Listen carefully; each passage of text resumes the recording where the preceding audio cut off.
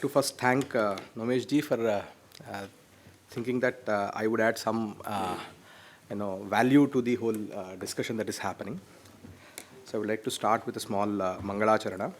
Shuklam Varadharam Vishnum Shashivarnam Chaturbhujam Prasannavadanam Dhiyayet Sarvavighnopashantaye Ajnanatimirandhasya Jnananjana Shalakaya Chakshuranmeritanyena Tasmai Shri Gurave Namaha Gurur Brahma Gurur Vishnu Gurur Devo Maheshwaraha Guru Sakshat Param Brahma Tasmai Shri Gurave Namaha.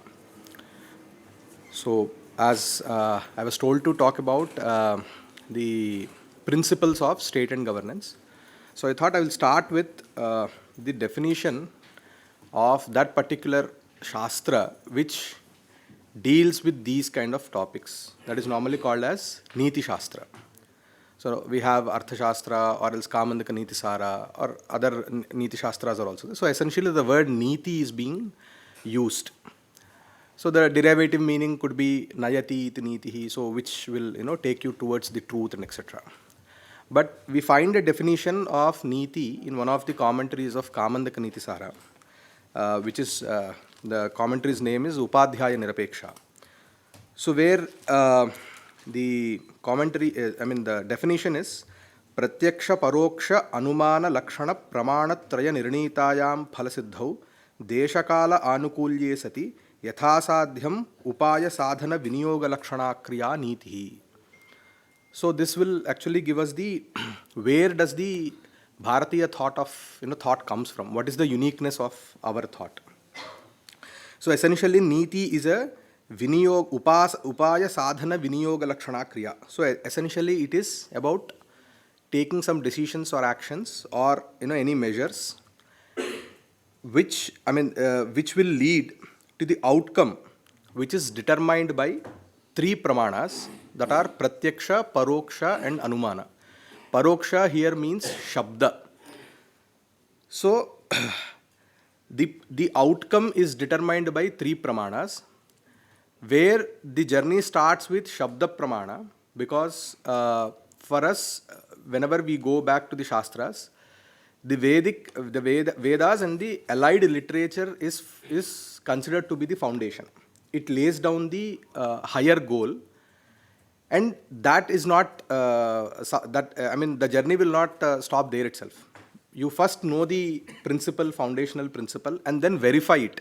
So that is why you have Pratyaksha and Paroksha, Pratyaksha and Anumana. So that is Anumana is essentially logic and critical thinking, and Pratyaksha is your ground level reality. So interestingly, Pandit Rajeshwara Shastri Dravidji, he gives a wonderful interpretation of one of the mantras from the Taittiriya Upanishad, where he delineates what is the difference between Jnana and Vijnana.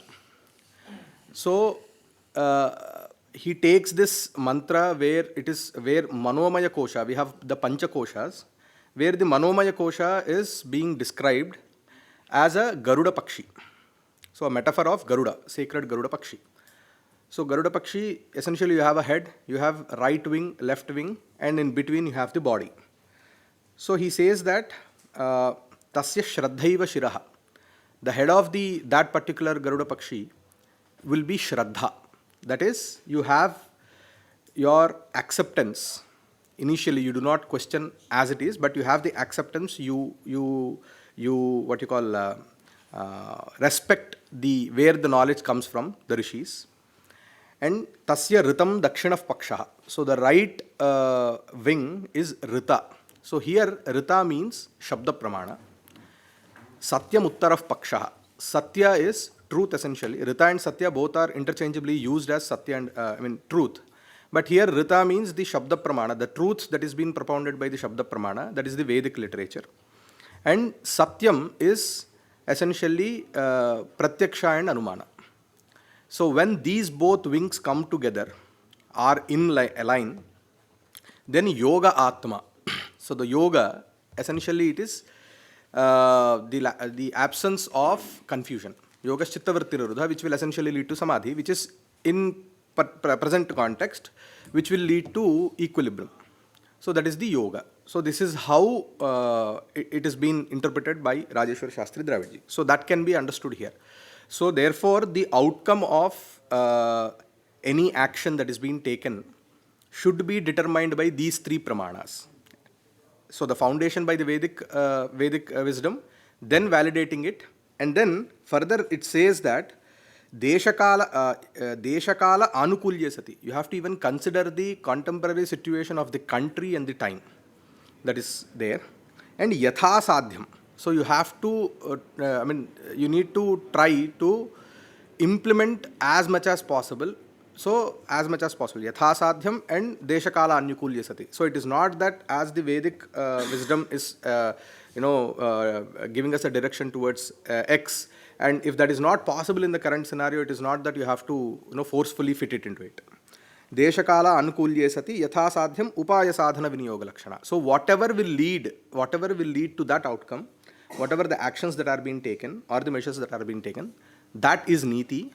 And where in a shastra these elements are discussed is called as Niti-Shastra. So that is where the fundamental this thing comes from. So yeah. So therefore, Niti is grounded in Shabda Pramana and scaffolded by Pratyaksha and Anumana. So this is how we need to know. And then coming to state, I think Shankarji is more, could have gone through it. But still, if I am repetitive also, I think I'll try to put it. So the word for state that we get to know is Rajyam.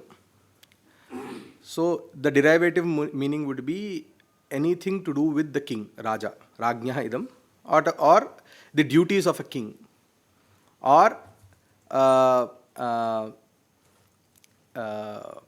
essentially the duties and the constituents of wherever kings has to do something. So that is Rajyam. So we have something called as Saptanga or Sapta Prakriti. So which is Swam Yamatya Amatyascha Rashtrancha Durgam Kosho Balam Suhrit Etava Duchyate Rajyam Sattva Buddhi Vyapashrayam. So this is a verse from the Kamandaka Niti Sara. So Swami, Amatya, Rashtram, Durgam, Koshaha, Balam and Suhrit. So Swami means the ultimate leader and authority of the other 6 entities of Rajyam. So the characteristics of the state are dependent on this Swami. So the kind of, the how the king is, whatever the qualities that the king possesses, essentially will definitely be reflected in all the other, the entities. Then Amatya. So Amatya. So we have like Atati. So the derivative meaning of Amatya is Ama means along with the king. Atanti. So Charanti, or who work alongside the king in all the fields of Rajyam are called as Amatya. So the people who work along with the king, assisting him in implementing the Niti, necessary measures for the prosperity of the state, and therefore starting from the ministers to the administrative officials. So it's not that only ministers in the higher level, but everyone and anyone and everyone in the whole this thing. Then we have Rashtram. So in the commentary we find the word Janapada for the meaning of Rashtram. So Rashtram is, the derivative meaning of Janapada is Janasya Padam. So where the population actually exists is Janapada. So therefore Janapada could mean that places like towns and cities in the country. So that can be called as Janapada. Then we have Durga. So again the derivative meaning of Durga is a natural or a man-made structure which is hard to climb or get hold of. So that is Durga. It's not only that man-made forts are only Durga, but it could be that you could be fortunate that you may have a big mountain, which is also can be called as Durga. So therefore Durga means forts, border outposts and security installations. Then comes Kosha. So the derivative meaning of the Kosha is Krishyate Akrishyate Ayam Asmin. Ayasthanebhya. So that means the place which attracts wealth from wealth generators. So this is Kosha. So therefore Kosha can mean treasure or economy also. Then we have Balam. So the Balam literally means strength, and in the present context it could mean defense forces. And Suhrit, it literally means a friend, and in the present context it could mean allies. So Rajeshwar Shastri Dravidji opines that the order in which all these 7 entities have been, stated, Raja and, Amatya and etc. So starting from Suhrit to Swami, from the backwards if we see, each and every element is more important than the other. So Balam is more important than Suhrit. Kosha is more important than Balam. So this is how the importance hierarchy is. And from Raja to Suhrit, there is a dependency, or there is a tendency of reflection on the other. So essentially Suhrit, for example, so Suhrit will be determined by your Balam. So if your Balam is, you are having sufficient, power, then people will naturally be your allies. So there is no need to actually put in effort to acquire allies. And even Balam, again, this defense or whatever security is dependent on economy. Because without, paying their salaries and, having that, machinery, running, so therefore, each and everything is being determined by the prior entity. So, and Kosha is again dependent on Durga. So essentially, here I can even draw because without proper protection, the wealth cannot sustain in one place. So here I can bring in one of the insights of Rajeshwara Shastri Dravidji, where he discusses about the 4 Vidyas. So in all the Niti-Shastras, it is said that the administrator should be well versed in 4 Vidyas: Anvikshaki, Trayi, Varta and Dandaniti.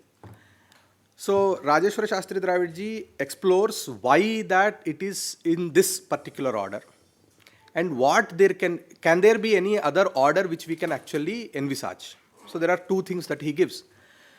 So why first Anvikshaki is because, which is called as Abhyarhitam Purvam. So the method that or the Nyaya that he used is Abhyarhitam Purvam. Whatever is needed is stated first. So Anvikshaki is stated because it is needed. It is needed where? In order to understand, derive the right meaning of the Trayi, therefore Anvikshaki is needed. So therefore that is why Anvikshaki is stated first. And its utility is in Trayi and understanding the Vedic wisdom. And after Vedic wisdom, why Dandaniti is because this Vedic wisdom should essentially reflect in Danda, in the administration. So therefore, Trayi's wisdom should be utilized in Dandaniti. So therefore, after Trayi, it is Dandaniti. And the purpose of Danda is to sustain or protect the outcomes of Varta. Why do you think even Lokayata is present? So Rajeshwara Shastri Dravidji gives that that explanation that you need to know your Purupaksha. You need to know how the like materialistic perspective is, and in order to understand the difference and many a times greatness of the Vedic wisdom, you need to have a Purupaksha. So which we have in Tarka, we have something called as abhava buddhim prati pratiyogi jnanam karanam. So if you have to know the absence of any object, you need to know the counter or presence of what, absence of what. So essentially, to know that this is not material or from the Charvaka, this thing, then you need to know what is Charvaka and how does the natural tendency of the human is. So essentially, they took that Charvaka Darshana is the natural tendency of understanding the world. And how does Vedic wisdom come in that place, and actually it will guide us to the higher this thing is. And interestingly, another krama is also was given by Rajeshwara Shastri Dravidji, where Varta will come first, then Dandaniti, then Trayi, and then Anvikshaki. So this is the another thing that he said that is possible, which he called it as Akanksha Paddhati. So essentially, a state to exist and function, what is needed is the outcome of Varta. So you need to have wealth. Without wealth, there cannot be a society which is functioning. So therefore, Varta comes first. And after wealth is generated, there comes a problem of security. So in order to maintain security and proper distribution of the wealth among the state, so therefore we need Dandaniti. And the problem with Dandaniti is it is having power and wealth under its control. So therefore, the people having Dandaniti in their hand can think themselves to be the gods. So therefore, above them is the Trayi. So then even in Brihadaranyaka Upanishad and other places, we do find that the Raja, Dharma is above Raja and nothing is above Dharma. So essentially, Trayi here will mean definitely Dharma. So stating that there is a regulation or regulatory entity for the people who are having power in their hand. So therefore, Trayi. And this again cannot be understood without the training in Anvikshaki, therefore Anvikshaki. So this is how another this thing also can be there. And what is Anvikshaki? Just briefly, if you can explain. Yeah, Nyaya, Vaiseshika, Sankhya, Yoga, and Charvaka Darshanas are called as Anvikshaki. So Nyaya Vaisheshika will give you understanding of the world, materialistic world, Vaisheshika, and Nyaya would give you the ability of critical analysis and logical analysis. And then we have Sankhya and Yoga, which is more towards the understanding the subtle elements of the human, like the Panchakoshas or Manas and etc. And Charvaka will give you the pure materialistic worldview. Interestingly, this Saptanga, the book that you mentioned was what? Kamandaka? Kamandaka Niti-Shastra. Kamandaka Niti-Shastra, which is in which century it is attributed to? I don't know. It's after Kautilya. Because so interestingly, this framework is exactly the same as Kautilya's Arthashastra. Yeah, he says that it is. I am writing Niti-Shastra as a Sara of Arthashastra of Kautilya. So he puts it in a very lucid manner and in the form of verses itself. Which means there is a continuity of thought across centuries. And he says he actually starts Kamandaka Niti-Shastra by actually doing a Mangalacharana of Kautilya, Vishnuguptaya Namaha. And in the aforementioned shloka, where the Saptangas are stated, Etavad Uchyate Rajyam Sattva Buddhi Vyapashriyam. So this states the foundation of these Saptangas. Sattva Buddhi Vyapashriyam. So there are two words, Sattva and Buddhi. So essentially the word Sattva, we know it from Sattva Rajas Tamo Gunaha. So that is Sattva. Principally that is right, but we have a more nuanced understanding of what Sattva is. So the definition of Sattva is given, Vyasane Abhyudayecha Yad Avikari. So, which means the state which is not affected by positive or negative outcomes. So that is Sattva. And even the outcome of studying Niti-Shastra is also Sattva. So essentially a king or his allies, his people should have Sattva. So therefore they do not get swayed away by the outcomes, whether it could be good or bad. And then the word Buddhi is used, and the commentary gives us the Buddhi means here Sushrushad Ashtaguna Prajna. So Buddhi is equated to Prajna.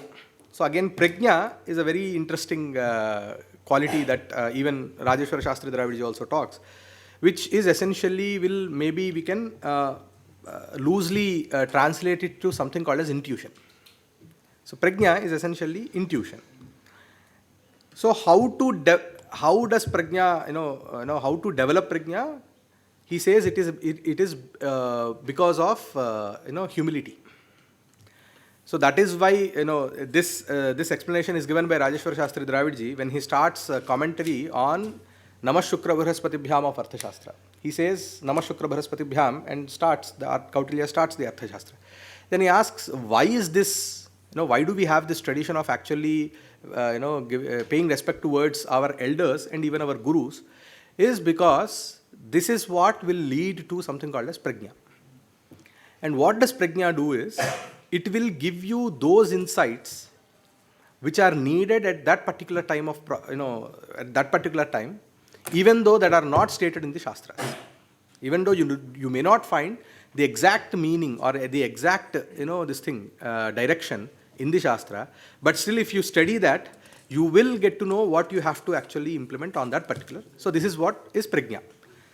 So here again we find that what is prajna? Shushrushat yashtaguna prajna. So what are those 8 qualities? That is Shushrusha Shravananchaiva Grahanam Dharanam Tatha Uha Pohartha Vijnanam Tattva Jnanancha Dhi Gunaha. So here Dhi Gunaha, Buddhi Gunaha.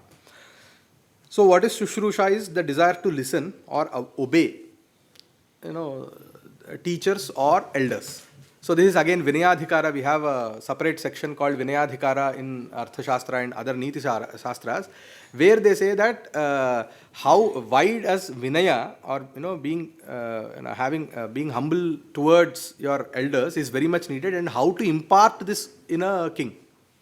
So leadership, essential leadership quality is humility, is what we understand. So here Shushrusha is that. And Shravanam is acquiring knowledge under teachers or elders' tutelage. Grahanam, grasping that knowledge. Dharanam, retention, because in order to you cannot refer to books every time. So you need to through Shravana, Manana, and Nididhyasana, you need to internalize that knowledge, so that the knowledge occurs to you when you need it. And Uha Poha. Uha Poha is logical analysis. Artha Vijnanam is clarity of that particular subject. And Tattva Jnanam, essentially the realization of the truth. So these 8 qualities are considered to be as prajna.